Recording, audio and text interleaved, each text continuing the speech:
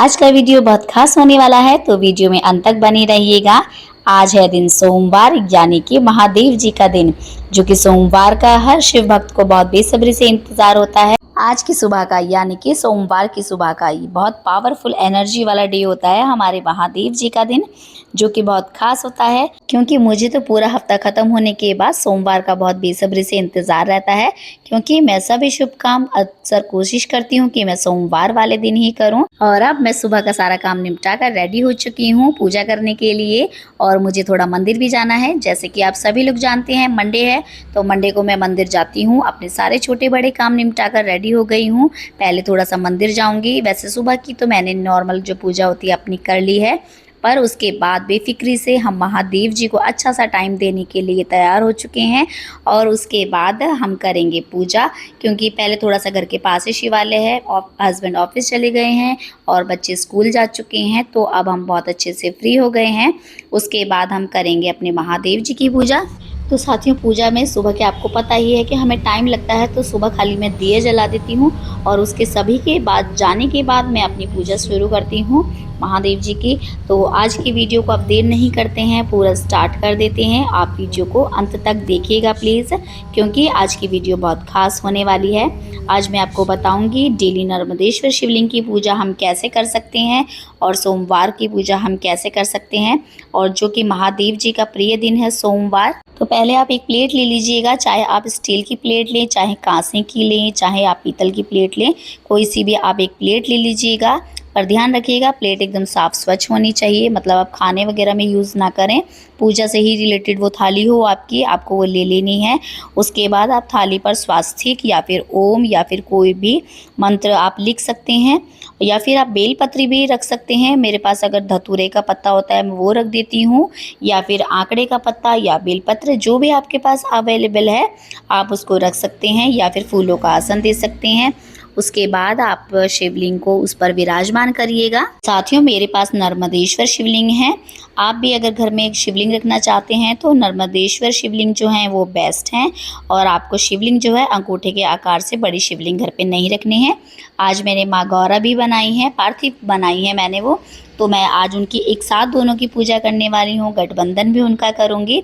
और साथियों, जो नर्मदेश्वर शिवलिंग होते हैं ना, उनकी प्राण प्रतिष्ठा करने की ज़रूरत नहीं होती है, क्योंकि नर्मदेश्वर शिवलिंग जो होते हैं वह खुद में ही प्राण प्रतिष्ठित होते हैं। तो चलिए, जलाभिषेक वगैरह मैंने शुरू कर दिया है। साथियों, आपसे एक विनती है, आप वीडियो को प्लीज़ पूरा देखा कीजिए, ताकि आपसे कोई भी सामग्री या भी कोई भी विधि जो है छूटनी नहीं चाहिए। आप कांसे के या स्टील के लोटे में जल ले सकते हैं, उसमें गंगा जल मिक्स कर सकते हैं। अगर आपके पास गंगा जल थोड़ा ज़्यादा है तो आप लोटे में छोटा सा आप लोटा लेकर उसमें खाली गंगा जल से भी स्नान करा सकते हैं। और उसके बाद स्नान एक बार जल से कराएंगे और फिर पंचामृत या फिर दूध से कराएंगे।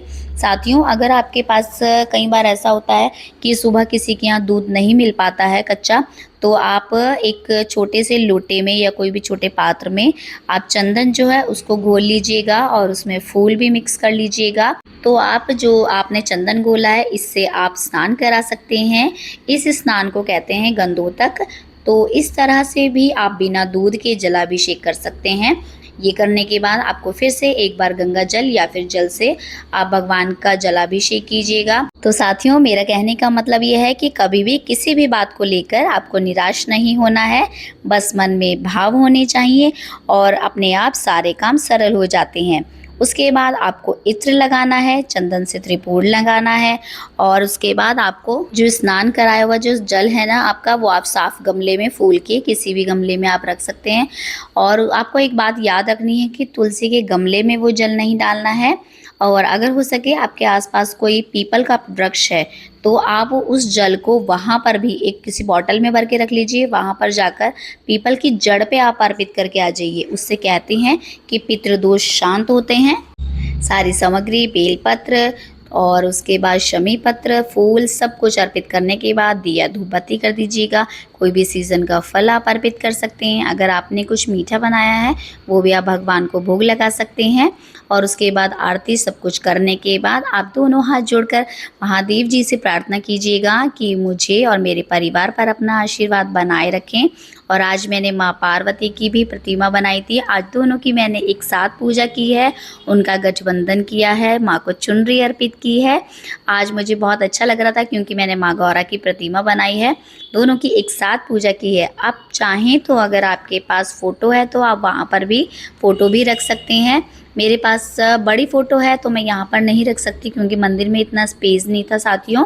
तो जो भी आपके पास अवेलेबल है, जैसे कि मैंने आपको बताया है, टेंशन तो लेनी ही नहीं है क्योंकि सारे काम अपने आप हल हो जाते हैं अगर सच्चे भाव हैं। तो चलिए फिर वीडियो को यहीं समाप्त करते हैं। वीडियो आपको पसंद आई होगी तो लाइक कीजिएगा, शेयर कीजिएगा और कमेंट करना तो बिल्कुल मत भूलिएगा। मिलते हैं फिर किसी नई जानकारी के साथ, तब तक बाय बाय। हर हर महादेव।